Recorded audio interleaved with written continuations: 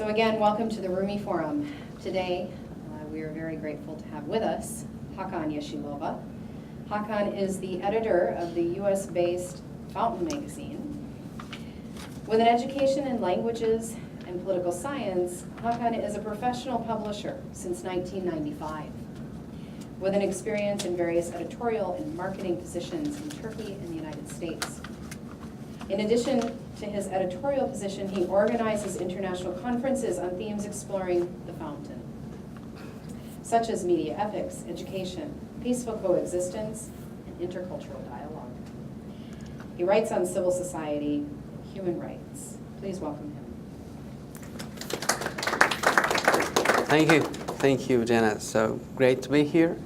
I have been friends with my Mr. Emre Çelik and Jenna for quite some years now.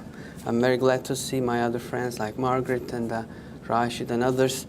And I'm also very grateful to my colleagues all coming from New Jersey who have been cooperating with the Rumi Forum to organize this event. And I'm so glad that you've come from your very busy days. I'm sure it's Thursday. Is it a Wednesday here? When is it now? Tuesday, right? I've been traveling on the West because I'm just lost. I mean, I don't know the concept of weekend and weekdays, but I was really looking forward to seeing your new office here. I think I had come here a couple of years ago when you were in the other one, right? Anyway, I'll be talking about the other indicative philosophy of the Hizmet movement and Fethullah Gulen himself, which I believe is the honorary president of Rumi Forum, and who also writes the lead articles to our magazine, right?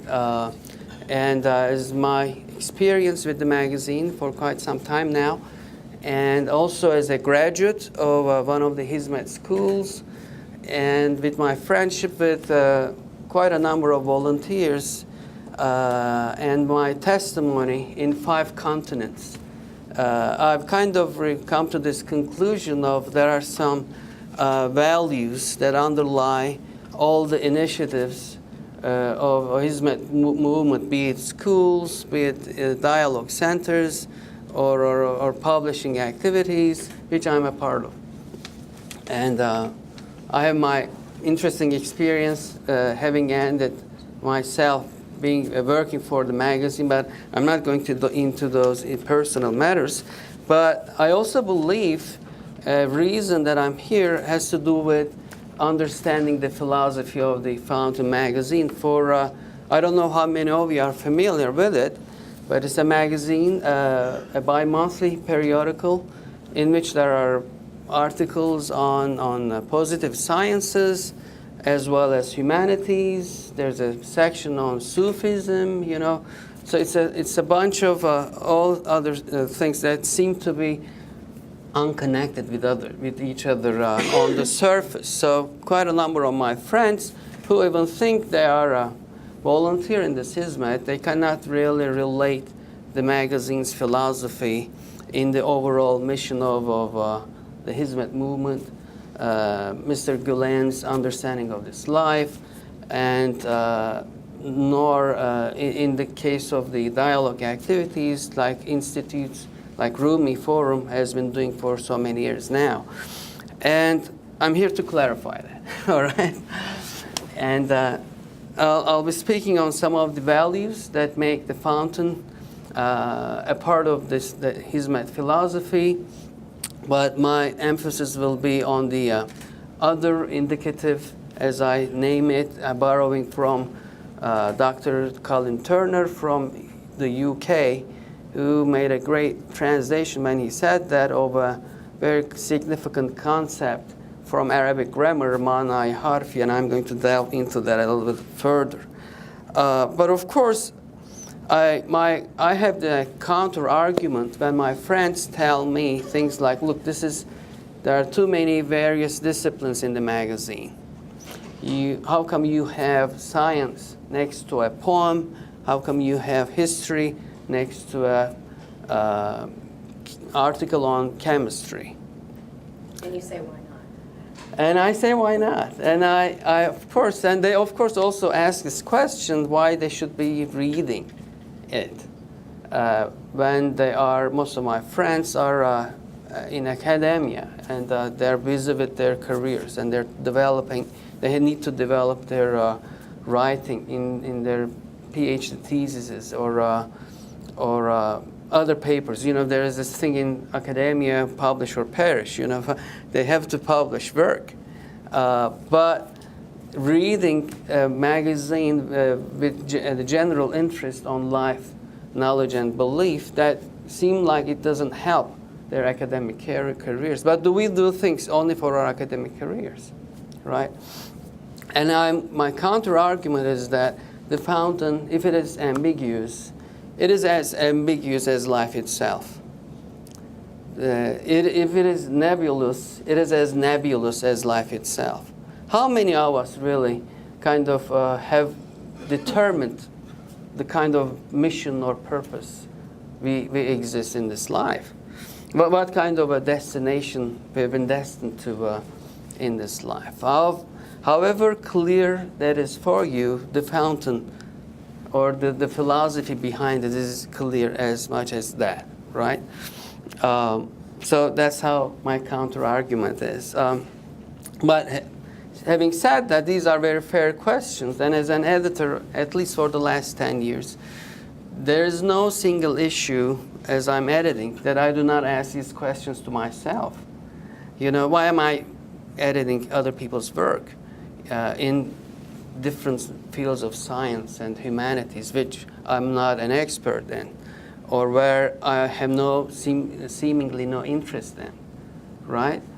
But then I kind of remind myself that the word in Turkish, we have insan for human being. And insan comes from nisyan in Arabic, right? And which means the one who forgets. You know, we forget why we're here. So we kind of are reminded by other practices of faith usually, so that we are reminded of why we are here. So for that matter, the fountain serves a similar purpose, to remind ourselves that, look, we're not here just for our academic careers. We're not here for our business. We have a global, more universal mission, if I may say that, being here in this life. So as I explain and try to clarify those values that underlie the fountain and the Hizmet philosophy, I think we'll clarify also such questions and provide some answers to it. Right. And one of the, I think, most interesting values that make Hizmet movement with a philosophy that addresses ontologically the human existence, as we do in the magazine, is human awareness of our lives. I remember David Foster Wallace's joke he made before he died. Unfortunately, he killed himself in 2008. Probably you're familiar, one of the most notable novelists in American literature in the recent times. He was addressing young people who were about to graduate, and he narrated this joke of two young fish swimming in one direction, right? And there's this older fish coming from the other direction, and he asks, "Oh, hello, boys, how is the water today?" And then they move along a bit further, and then they turn to one another and say, "Well, what the hell is the water?" You know, I kind of understand or try to see the world or human beings, at least those that I can observe, will live in a life where we are not really much aware of what sort of a purpose, if there is any, or a mission, if there is any, or a meaning, at least, if there is any, in this life. We live a life, but we seem like we're not really aware of. Or a connectedness. Or connectedness to that, whatever that higher or lofty goal is. Anyway, that was one of those very significant values that I find very significant contribution the Hizmet movement is trying to give to nations of the world in 160 countries now, with very successful schools and cultural institutes.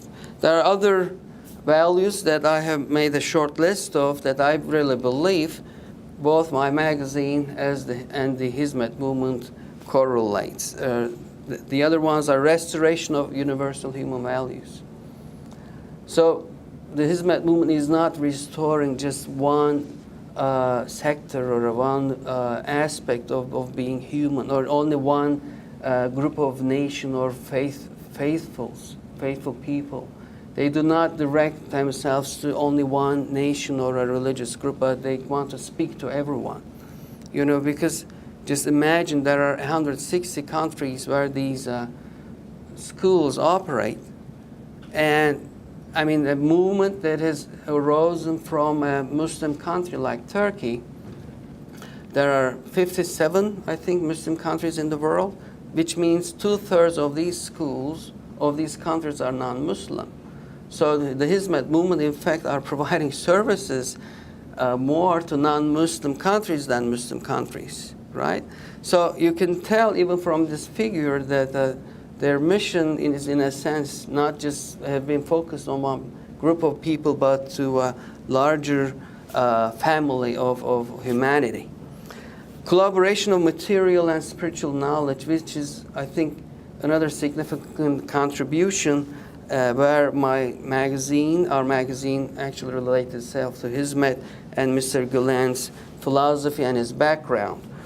Humility versus arrogance, and I'm going to give some metaphor for it. Solidarity versus conflict. Other indicativeness, which I'm going to delve a bit further later on, versus self-referential approach on life. Order versus chaos. And dialogue in its widest possible definition. Dialogue in the philosophy we kind of try to reflect in our magazine is not dialogue between different nations and different religions, but a dialogue more in the philosophical sense, where we want to wed the mind, the reason with the heart, where we kind of try to bring together people from different backgrounds, regardless of their religion, regardless of their race and languages. So it's not just a dialogue between East and West, but it's a dialogue on a more of a ontological level of being human. But one of the most significant, I think, values which the Hizmet movement reflects in its activities, and which we try to reflect in the fountain, is this other indicative philosophy, right?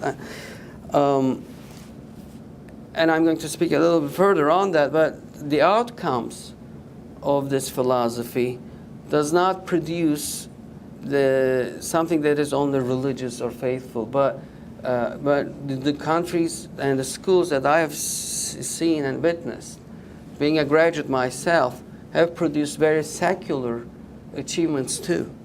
So those who ever want to associate with such a philosophy based on faith or religion can do it as they like, but those who do not subscribe to any faith or tradition can subscribe to it on a very secular level too. So it's like an interface where anyone can actually load himself or herself into and find a place there.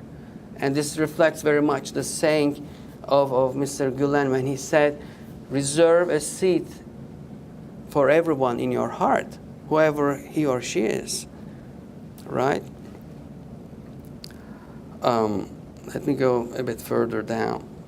I'm going to read some of the sections so that I'm not lost in my presentation, so that you could also follow my ideas more in a consistent way rather than impromptu.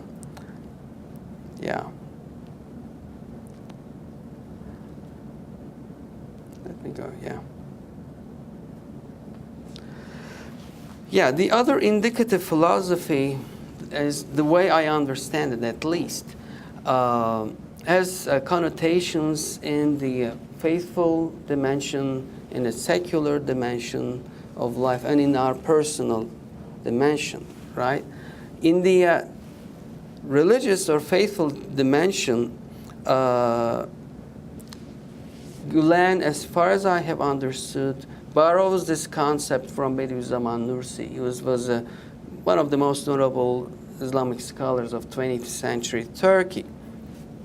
And Nursi recommends his followers and readers to take a perspective of other indicative to this world.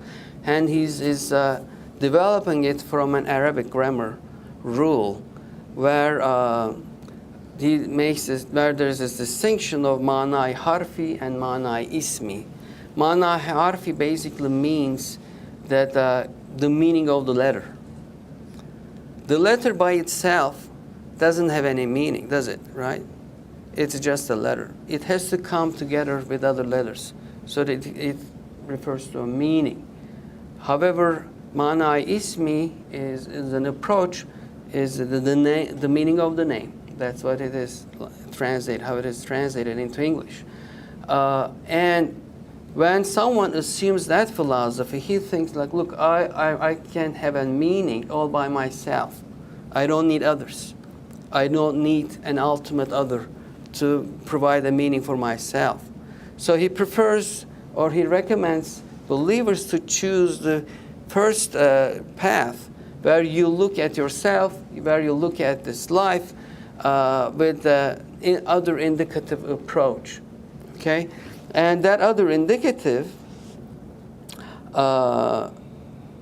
is basically, it's a notion of that Nursi has developed that refers to that ultimate other. Okay? It's for believers, you look at a work of art and you basically think, look, this cannot just be there without an artist. Right? So if this world exists, there should be someone who willed it this way. If I'm here, if I'm born Turkish or American, I had no choice in that. So somebody had already decided on behalf of me. I usually give my own background as an experience. As an example, my family comes from the Balkans. They moved to Istanbul or Turkey half a century ago. Turks call us Albanians in Turkey, all right? But my father says, look, we always spoke Turkish in Kosovo. But I know one of my grandfathers is Bosnian. But I'm also sure we probably have Serbian and Croat blood somewhere there too. Well, whatever I am, I don't know. And I don't really care much because I had no saying in that anyway in the first place, right? Somebody has already decided for that. So I remember a scholar speaking on family, he said that there are, accidental parents, but there are no accidental children, So all of us have been coming from different roots, but we are not accidental for that matter because someone else has already decided for it. If you are a believer, if you choose to look into this world from a believer's perspective, all right? Turner and Hercuch, they're two scholars in the UK, and I'm borrowing these notions of other indicative and self-referential from them. And they say, Nursi's notion of the self-referential and the other indicative has equal resonance for homo religious when applied to the behavioral domain, particularly in the context of practice or righteous deeds. Nursi asserts that all actions are worthy of being termed worship so long as the intention which fuels them is pure and other-oriented. So as long as you can connect this world, this life you happen to find yourself in, connected to someone else that made this possible, if you're a believer, everything then turns into sacred. Right? I know from the example of Gulen himself, I remember hearing one of his students saying once that he never crumbled a piece of paper that he used and threw it into the bin. He never did that. After he used the piece of paper, he would fold it very respectfully and put it down into the trash, right? He never threw away any of his pencils because he said, well, this has served me, right? Before he came to the United States 15 years ago, he sat by every flower in the dorm he was staying and spoke with them, right? And then he basically said farewell, you know. So from the perspective of a believer who can connect everything to that ultimate one, that ultimate third person, everything then becomes sacred. So it's really impossible. It really makes me feel how come it is possible for believers to harm nature, to harm other people, to kill other people, when they should have seen every world, every human being as a part of that sacred realm, right? So any action is thus considered sacred if it is connected directly to God and carried out in His name. Nursi thus avoids the dichotomy of the religious versus the secular by positing a world in which all things and behaviors are able to be sacred so long as they are approached from the perspective of the other indicative rather than self-referential. There was this, we spoke about Italy, but I know someone from Italy, from Milan, Elena Biaggi, professor of Arabic language, and she had this interesting etymological search in the word hüviye, which is identity. And let me read a quote from her. Among the many words signifying identity, the Arabic term hüviye appears to be particularly pregnant with suggestions. Without dwelling on details about the morphology of Arabic language, it suffices here to observe that the word hüviye is derived from the same etymological root as huve, the personal pronoun he. Right? So the word which means identity in Arabic is actually being derived from the third person singular. Therefore, we could say that the concept of identity linguistically implies the idea of a third person. The constitution of any individual identity includes the necessary acknowledgement of an otherness, with which the self interrelates in both the interior and the exterior dimensions.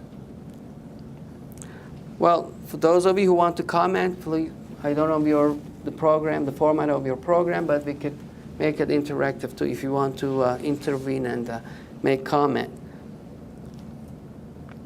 So we can deduce from this approach that the self, oneself, is ontologically defined with the other, right? In a theological sense, this otherness refers to the divine. When we see all things as other indicative, the result is a vision in which all things in the created realm are invested with sacredness. All created beings are manifestations of the divine attributes. This perspective thus helps us to consider everyone and everything as shareholders of this realm of sanctity and deserving of respect and honor. Right? Everyone deserves honor. As from the Quranic, again, teaching, we know that the human being is the most honorable of all creation, ashrafi mahluk, right? So the other here may refer to the divine in a religious context and to any other things or individuals in a secular context, right? So if you want to choose to be a believer, this other may refer to the divine, but if you want to just remain in the secular realm or domain, the other refers to any other thing or individuals in a secular context, because that's how you can identify yourself. All right? So even if one does not subscribe to this formulation of a theological philosophy, it may still serve as a useful starting point for our personal relationships and cross-cultural encounters, meetings which are inevitable in the course of modern day life, right? So especially in the modern world, where people kind of are avoiding the concept of religion being a part of a faithful tradition. Even I remember hearing from a person when she described our magazine to be too godly, you know, whatever may be wrong to be godly, I don't know that, but she was kind of probably felt it was too much for a very secular materialist world, right? So how am I going to then exist in a world where there's this extreme polarization between the faithful traditions and secular domains of modern life? Well, our tradition, or the way we understand Mr. Gulen, he basically says it is possible as long as you look into this world other-oriented, other-indicative. Okay? This will give you a space where you can relate, if you're a believer, relate yourself to a church or a mosque or any faith tradition, or to a larger secular context, because that is how you can identify yourself. Well, our magazine was established in 1979 first in its Turkish edition, and its Turkish edition means, the title of it is sızıntı. All right, it's a very interesting word, but it is the philosophy behind it really refers to this other indicative perspective on life. It is meant to refer to something that oozes. You know, sızıntı means something that oozes, that flows so slowly, so that not even a pebble on its path is removed. All right, you flow in your path. You are kind of a source of life. You aim to be a source of life, but you don't even move a pebble or a stone or a rock. You don't hurt people. You just find your way so that you move and become hopefully a river, right? But this also refers to our humility, for our failure to protect our God-given pure nature and to fulfill our duties. It is an awareness of our poverty vis-a-vis the infinite power of God.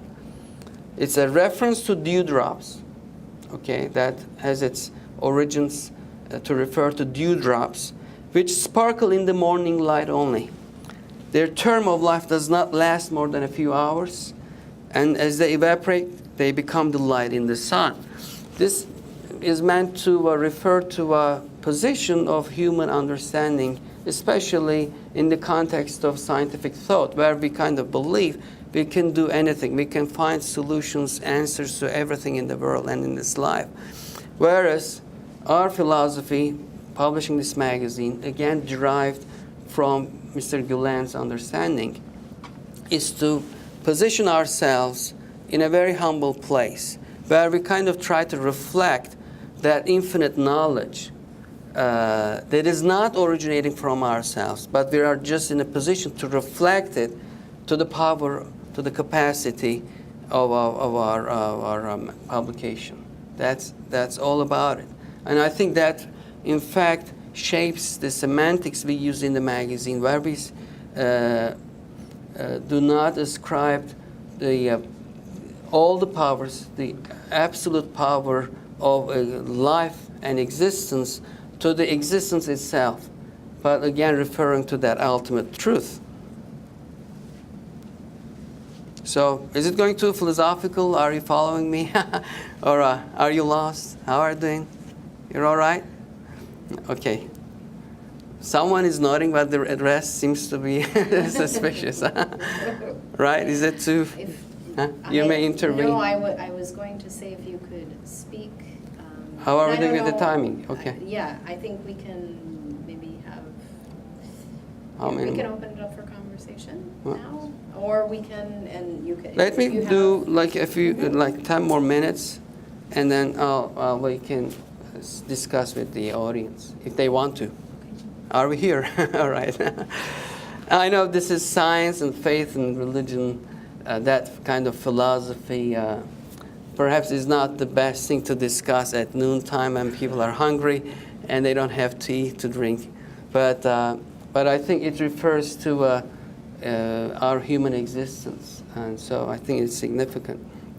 There's this Dr. Philip Clayton from Claremont University in California. He has this beautiful book on science and religion, so I would really recommend you to read. He argues that science and religion may just be the two most powerful social forces in the world today. Money comes in a close third. He says all of us have a stake in whether they engage in a war to the death or become partners for the good of society and the planet.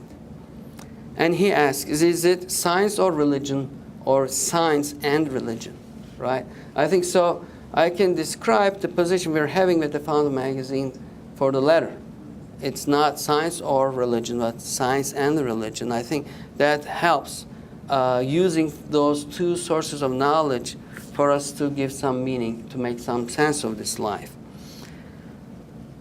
Well, in the philosophy of Gulen, as I understand from his writing that we publish in the magazine, science and religion are the two faces of the same reality.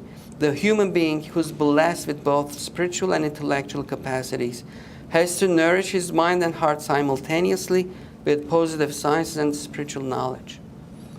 Thus, the science or religion conflict is invalid, not helpful, and it's a major reason for social and personal fatigue, draining all our human energy, which could have otherwise been utilized for even greater achievements. You know, Gulen has been telling us that, look, even if you're an expert in a certain discipline, you know, but if you want to be a true believer, you have to study other disciplines too. So you cannot just say, I'm a historian. What sort of an interest or benefit do I have if I study physics or chemistry? Now, while he says, well, for the sake of your belief, well, you have to. Because faith or belief is not just by dictating or repeating what our parents have taught us. You know, you have to convince your heart as much as you have to convince your reason so that your faith becomes perfect. Okay? But it's also a useful tool, as I can see from the academic world. I don't know how many of you are from universities, but there's a growing tendency to develop research and projects in a very interdisciplinary way. So academics basically are now cooperating more than ever in history so that they can solve the problems we're facing in the 21st century. Even those disciplines may seem very distant from one another. All right? So again, that other indicative philosophy is useful even if you exclude the faithful aspect of it. You don't have to look for that other ultimate if you don't believe in him. But you can use that philosophy when you engage with others because you need their help. I always remember that Jurassic Park movie that was 20 years ago or something, but when they have produced or generated that new universe with dinosaurs, the inventor had invited scholars from various disciplines. There was a mathematician, there was a psychologist, there was some other people from other disciplines, so that they can interpret this new phenomena. We didn't have dinosaurs for millions of years, perhaps, and you have them now all around. So, what will be the consequences of it? And if you're watching movies recently, they're also trying to develop such futuristic concepts where they encourage academics, scholars to think in a very interdisciplinary way. For example, I have a person I just met. She's getting her PhD in physics from Georgetown University. And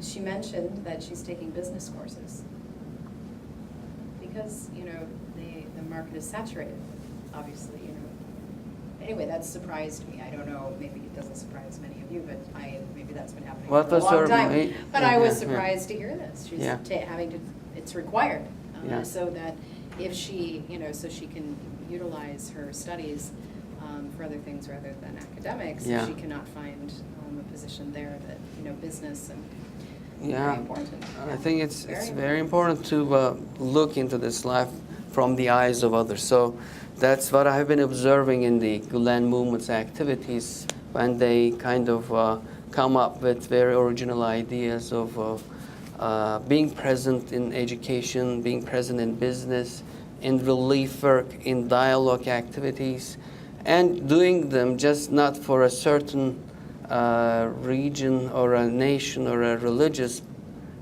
community, but to people, whoever is coming from all backgrounds. So, because that is our job. That's Well, I visited them last week, for instance, and that's where they said, well, it's not your job to impose any sort of faith on others.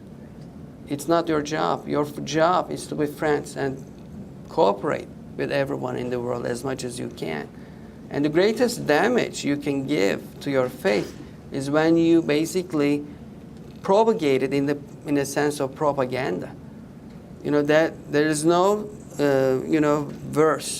way to damage your faith if you do impose it on others. Ego is so inserted in there. Yeah. And that is what is. Even if you're doing for because you're a believer, or if you're doing just for the sake of being human only, I mean, that's your job to just be friends and cooperate with others. I think that was very inspiring to me when I heard that directly from his mouth. This is the kind of philosophy we're trying to reflect in the magazine, and I think that makes us a part of that larger mission of the Hizmet movement, which you are also a part of in this roomy forum. Well, thank you. All right, let me conclude here so that we can discuss further in a larger time. All right? Okay. I have a lot of other things to read, but I think absolutely, yeah. and maybe you can mention them in this Q&A period.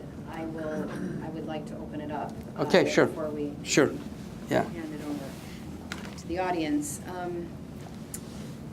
I think what's really important about the Fountain magazine is and as you spoke about this kind of being aware of these connections that we all have with creation. I think that you don't need to be a scientist or interested in chemistry or physics to understand, or to care about how bees are, getting their honey and pollinating and contributing to the environment. And if we have a crisis on our hands where bees are concerned, as many people know, and and what that means for me as an individual. I don't need to be a scientist. It may look scientific, but I also can take that into my reality of my daily living and my belief system. Mm-hmm. I think this is very important. And I think it's a very important contribution of the Fountain magazine, and that's so. For me personally, of course, I don't understand those questions of so what is this and why are you doing this and everything. I can understand why some would say that, but it doesn't make sense to me. It also has to do with our timing. We're busy with so many other things. We're busy with developing our academic careers. We're busy with developing activism, especially you guys here being in D.C., right? We just witnessed how difficult things are in D.C. as we were driving here this morning, and we had this accident. D.C. welcomed us with a crash in the first place, and we kind of realized, look, things are not as easy as our Clifton town up there in New Jersey, or in our Çamlıca Hill in Istanbul. Well, you're going to the capital, so it's not easy. So, when you're busy with, I know from my dear friend, your president, Rumi Forum. He was a person when he was in Australia who was following all our issues, and he had them all piled up there from the very first issue, and he was even using them in his classes. But the moment he stepped in Washington, D.C., you kind of have forgotten our past, our cooperation with each other. And it's a big world out there. And because he doesn't have time to read about the crumbling rocks and the stars in the heavens, and why should we speak about the nebulas, or our DNA, the complex structure of our DNA, that's somewhat, yes. I think that, this is really, that's, neither here nor there. We all know how busy Washington can be. Fortunately or unfortunately. But that's the nature of the beast in this town. Of course, yeah. But I will say that I think that not any, It's apparent to me that we are living in a time when, we need to work with one another. We need to understand one another, and we need to understand how connected we are on many different levels, whether that's spirituality, whether that's science, our academics, our cultures, races, where our geography, our socioeconomic class, or whatever it may be. We need to understand this. Why? Because honestly, I think, and I hear this from many of my friends, I feel like the world is crumbling, and it's just we are so much chaos and so much is going on. Now, that might sound very hopeless. I don't want to sound hopeless. However, these are comments I am receiving from many of my friends in many different faith traditions, from many different faith traditions or many walks of life. And I think that I think that this is, I believe that this is a time when it's incumbent upon us to come together, to dialogue, to work with one another, because if we don't, the world just might come crumbling down. Yeah. So Yeah, I right. think this is important, what you're talking about. Mhm. And what is important about it is understanding that all individuals are part of this conversation. It's not only the faithful, it's not only the secular, Yeah. but Yeah. all of us are a part of this. Yeah. This message is very important. Mr. Gulen said, I am first a human being, and then I am a Muslim. Mhm. Very important, True. I think this is, and just the other indicative, and his philosophy of everybody needs to be a part of this conversation, or should be a part of this conversation, or can be a part of this conversation, this Hizmet, this Gulen movement, Mhm. this service, in general, whatever path Yeah. that is, That's- whether it is Hizmet or another, but that everybody Yeah. can, Yeah. and I would dare say, it's a responsibility, and we are indeed it's incumbent upon us as individuals to just, come to that understanding. Very true, very true. I mean, he has made this transformation in our culture, at least as much as I had experience back in Turkey, where in the Islamic world there is this understanding of dividing the world into two, right? There's Darul Harb, Darul Islam, right? Okay, so there's the Islamic lands, and there are the non-Islamic lands, where they kind of look into the world with a very bellicose perspective, right? But he said, well, you just think beyond it. The world, all of it, including Muslim lands and non-Muslim, it's a world of Darul Hizmet, which means it's a world of service. And you have to take that responsibility if you're a believer, I mean if you're not, as a human being, to realize that this is a village, this is a global village where we exist together. And we're on the same boat, heading the same destination. So however unified it could be, however unified you could be in your service to others, then this boat can be really, protected from sinking, right? So I think by evaporating those divisions or those perceptions of the world, he kind of introduced a new concept of that service, that spirit of meeting others just for the sake of providing services to others. I think it has been very transformative, right? Maggie, you were going to say Yes. something? Well, I really appreciate all the comments you have, and I'm Margaret Johnson. I'm with the Institute for Islamic and Turkish Studies in Fairfax, and I have done quite a bit of editing work. Yes, for sir. Hakan Yeah, that's also, right. so Thank you. Johnson and other things as well. That's right. But I always want to come back to the practical level. I mean, you gave us a very philosophical talk with a lot of important ideas, and I think Janet really spoke to the practical as well.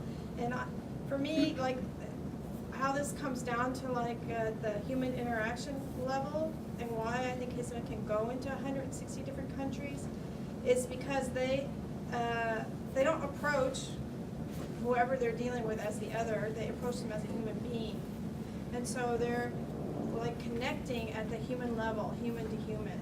And I think people can feel that, they really respond to that, and that's how they can get why they engender so much trust, Yeah. in the sincerity and the work, is because they're not looking at that person as an African or a Christian or Hindu, or they're looking at that as a sacred human being. Exactly. In all of their Exactly. interactions. Yeah. And Yeah. so I think that's like how that philosophy plays out at that kind of level. Yeah. And I think a big challenge today is we've all become such caricatures. Like what's going on is so extreme that a Muslim is a caricature, an Israelite is a caricature, right? It's hard to connect. And I experienced this personally. About a month ago, there was like a Montgomery County here in Maryland had not an interfaith picnic, but a community picnic where they brought together people from all different backgrounds and faiths, and it was outside. And as the picnic wore on, we wandered over to the playground, and I was sitting there watching my daughter, and there was a Hasidic Jewish woman, wearing the hat and the cap and the full skirt, and sitting a ways away. And Gaza is still like fresh in my mind. And I just immediately had this emotional response. All I can picture in my head are like babies under concrete and all those horrible images. And I'm like, oh my gosh. So that was my emotional response. Intellectually I'm saying, come on, she's just a woman here watching her kid at the playground like you are. And then but I couldn't talk to her. I just wasn't in that spot. And all I could think was, oh, I bet she really supports those Israeli actions, which, that was like totally unfair of me, but that was my emotional response. Mm-hmm. And then I thought myself, wow, I wonder when Americans see me, I remind them of beheadings, Yeah. So, and Yeah. for a year since I've been covering how I do that, is I do this, I just approach people as human beings. Mm-hmm. And this kind of paves the way for me to be in this society as a covered Muslim woman. Right. Right. And now that, like I said, everything is becoming so heightened. Do Yeah. I walk down the street Yeah. and make people think of beheadings? Yeah. So, Yeah. No. anyway. No. Thank you so much for the comments. I mean, well, you're. Yes, sir. Yeah. Yes. Mhm. Yes, sir. Thank you. My name is Javier Ruperes. I'm from Spain. I was the former Spanish ambassador to the United States. Thank you very much. Thank you, sir. Very illuminating and fully share your views and the views of the movement. So let me ask you three related questions. One, the way you present this Gulen's movement appears to be a sort of all-encompassing philosophical and religious idea, which I think is Yeah, that's how I believe, good, really. Yeah. positive. Yeah. But how does it relate to the Islamic origins of the movement? Mm-hmm. The second question is, for all ideas have consequences, as you well know. And so at the end of the day, religious ideas, philosophical ideas tend to quite logically, quite positively, to try and shape humanity. And the shaping of humanity normally takes the shape of political proposals. How does the Gulen's movement translate into politics? Okay. And the third question would be even more political. Okay. After all, your presentation has been one of religious and philosophical nature.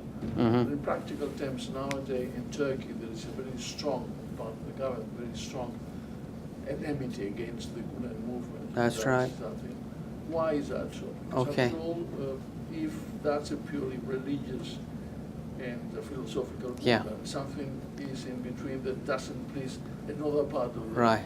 No. of the political framework. So Thank I you. would like Thank to you. know- Wonderful questions. Well, as for the origins of the ideas that I've kind of tried to cherish here, had to do with truly in the essence of faith, in the essence of the Prophet's practice and the Quranic teaching. But it's the way you understand and interpret them is so significant. And I think Mr. Gulen has been the one for me at least, and for 1,000 people who follow his ideas, to be illuminated by those teachings. I'm coming from a very secular family, right? And I kind of found myself inspired to religious thought, but I was, hiding myself from my father. My father didn't want my mother to be covered, although she wanted to. But I was following my mother rather than my father, and because as I saw her in the mornings, as she woke up, or so early in the morning or late at night, vigil in her prayers, as the light was coming from the bathroom, she didn't turn on the lights. I thought she was like Mary to me, Virgin Mary, right? As she's pure, she was so pure and innocent, and she was so inspiring to me, and she was so powerful. So I thought I would follow my mother's way rather than my father's way. But I didn't know how to relate myself in my larger family, which is more secular than faithful. But when I found Mr. Gulen and his ideas, I kind of thought, that's it, I don't have to distance myself from my family. Because he was basically saying, well, your position, again, as I said before, that you don't have to impose anything on anyone.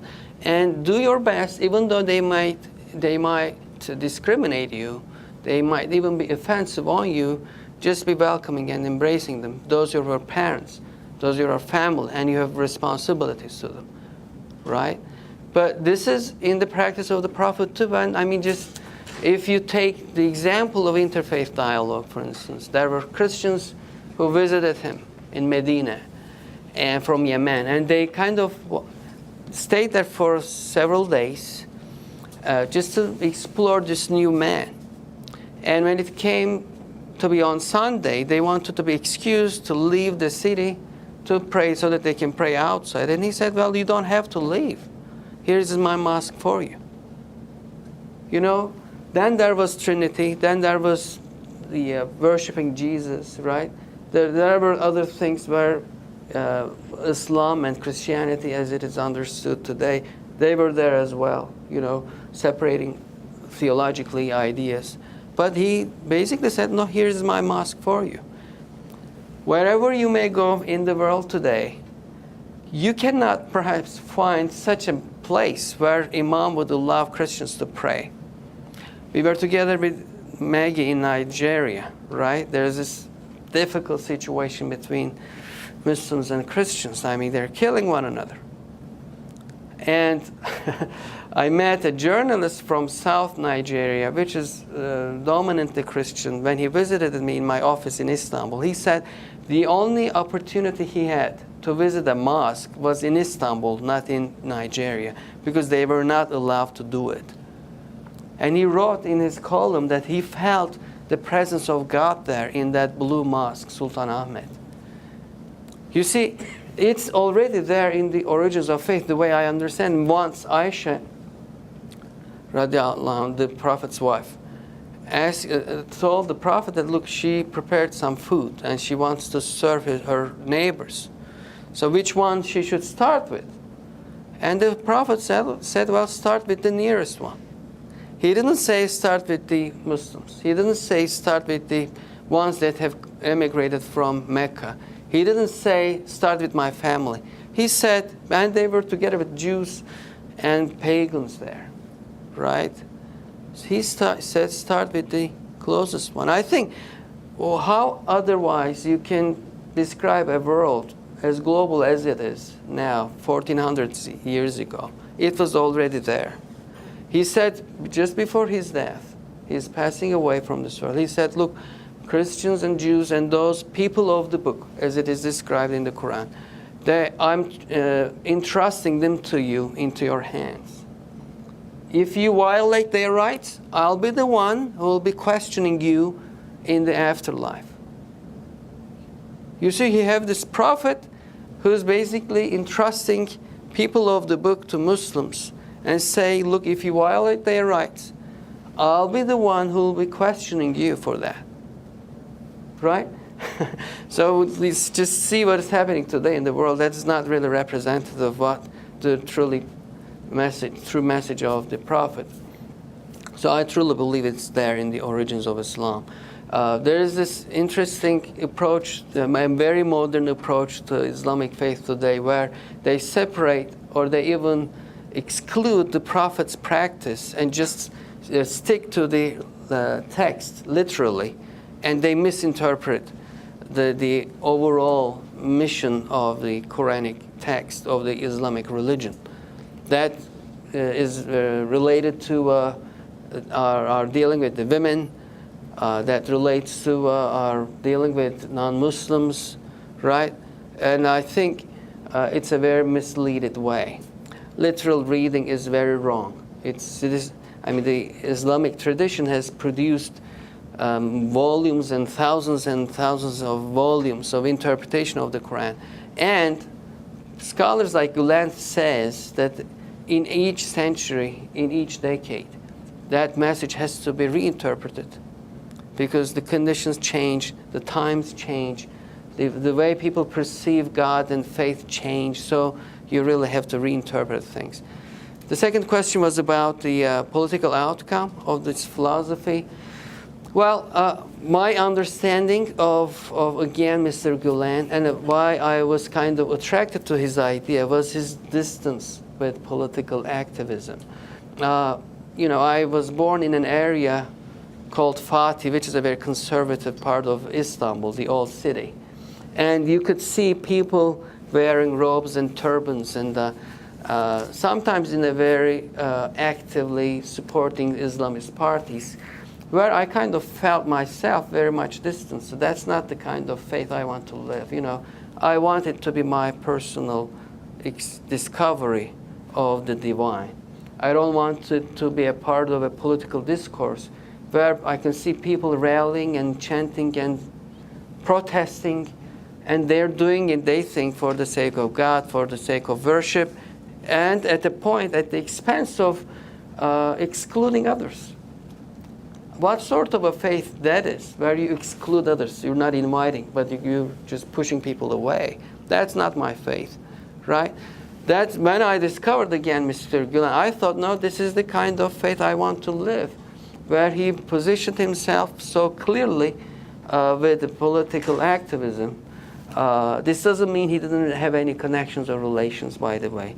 But his teachings never urged people or his followers or the participants in this movement to be choosing their sides on one political discourse as opposed to another discourse. But being I myself, I believe I'm a participant of this, I'm a volunteer of this, if I may be, I kind of find myself more confident when I speak with people from different political backgrounds, ideologies, because I have never subscribed to any political party, even if it has been so perceived in the recent years with the AK Party government, right?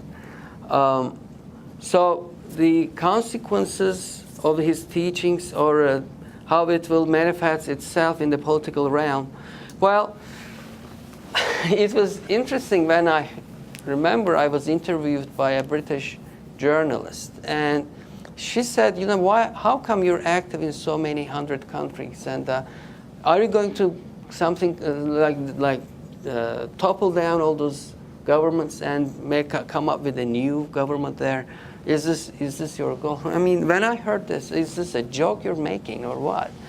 I mean, these schools, I have friends from Indonesia to Burma, to Cambodia, in Africa, in South America, where these people are trying to be active in education and cultural interchanges. And how can one think of those people to be toppling down secular governments and bringing in Islam there? First, one of the things that again attracted me to Mr. Gulen's idea is when he said Islam shouldn't be abused for political ideologies. Even if it's an Islamic country or non-Islamic country, Islam should not be abused for that personal and political interests. That's what is happening in Turkey now. And I think all of his sayings, I think, are coming more meaningful to me, seeing what is happening in Turkey these days with the AK Party. Yes, coming to your third question, sticking back to the second question, there will never be such coups in any countries. There will never be any Islamic revolution, as people have been, some secularists have been describing Mr. Gulen as Khomeini, right? And Khomeini was something like a nightmare for me, you know. Coming from a secular background, how come they could relate Mr. Gulen to him was undescribable to me. Even if I had kind of sensed such a thing in my life, that would be the moment I would leave this movement, right? That will never happen. And that can never happen. This is not in the nature of this movement. And I think this is not in the nature of Islam as well. Islam doesn't need a government. It doesn't need a political party to manifest itself. Muslims can live anywhere in the world. And it doesn't have to be an Islamist country. It doesn't have to be an Islamic government. Right? I don't see that in the example of the Prophet. I don't see that in the teachings of the Quran. And I think Mr. Gulen is one of those very powerful scholars who kind of is reintroducing this true essence of faith and trying to save faith from the hands of political abusers. Coming to your third question, yes, well, I voted for AK Party too, the current government. I voted for Mr. Erdogan, although, while considering myself being a part of this movement, if I am, truly, sincerely, like at least in the last 20 to 25 years, no one has ever told me to vote for a certain party that includes AK Party. Okay? Well, I voted for AK Party before, not now, and we will be never, all right? Because, well, they kind of promised our nation that they will be pro-European, that they would introduce European rules of civil society and human rights in our country, that they would speed up accession to the European Union. And I think the previous governments have never done that. And yes, they were very successful also in their municipality experiences. They really did good things when they served our cities and towns, right? And there was no second alternative. And for many ways, I also knew and sensed that then Prime Minister, now the President, Erdogan, never liked this movement. He never enjoyed Mr. Gulen. That we definitely knew. Although we kind of appeared perhaps as if in a very cooperative spirit. Political activists, Islamic political activists in Turkey, they never enjoyed Mr. Gulen's presence because of his very direct rejection of Islam being abused by political activists. All right, that's for sure. They kind of thought, a lot of them are inspired from the revolution in Iran, that's for sure, all right. And I think all of us knew that as well. But we believed in these guys that they kind of abandoned all those previous agendas of political activism. And we thought that they were sincere in democratization. We really thought they were going to give up this past constitution, which was introduced by the junta of 1980. And they were going to come up with a new constitution for civil liberties so that everyone could speak up for his own ideas and faith traditions, right? We were deceived. And he believes, I think, we were responsible for the corruption scandals that he is now very much involved. He believes there are certain groups of people that are following his ideas in the police and judiciary, right?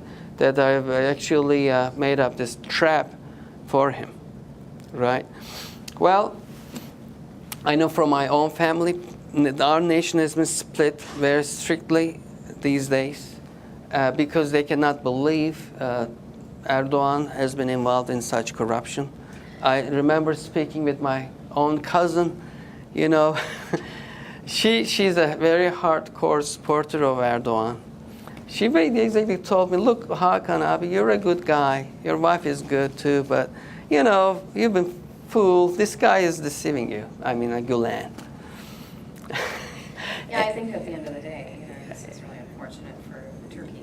Yeah, but let me finish this example. You know, and but as we discussed further with her, you know, I was going to stay with her like for a few hours, and it lasted almost half a day, so that we kind of discussed. I mean, and then she remembered her years with one of the schools she had enrolled for a university entrance test. And she said, well, our teachers were very sincere. We never saw anything wrong in those schools. They're prayerful, but also very hardworking teachers. They did not serve the interests of any other power source, but they were really interested in our nation's success.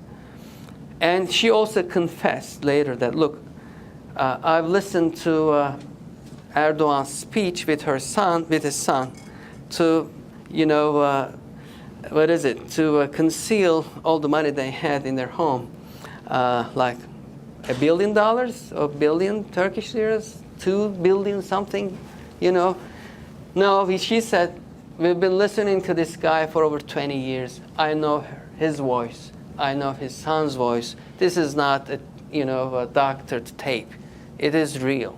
You know, that's when her conscience really speaks. Okay? So, well, I feel very much connected, committed to this movement, really, believe me. This last year has been difficult, but I kind of find myself in a position where I'm even more inspired from Mr. Gulen. Because, you know, this experience hopefully will save Islam from political abuse. You know, this will be the end of it, hopefully. It will be hard. Yes, Turkey, they have deteriorated. Turkey is beautiful, very successful impression in the world, that's for sure, and very unfortunate. But we hope that, you know, hopefully that's where religion will be saved from political abuse of any such ideologies, and faith will be able to manifest itself in friendship with others, in cooperation with others, in a more global society as we are. I don't know if these answers your questions. I hope Okay. you're right. Okay. I hope you're right. All right. Yeah. We need to wrap it up. So thank you for being with us today. If you could all join me in thanking Hakan Yesilova for being with us and talking about the Thank you. alternative. Thank you. Thank you so much. Thank you. Thank you.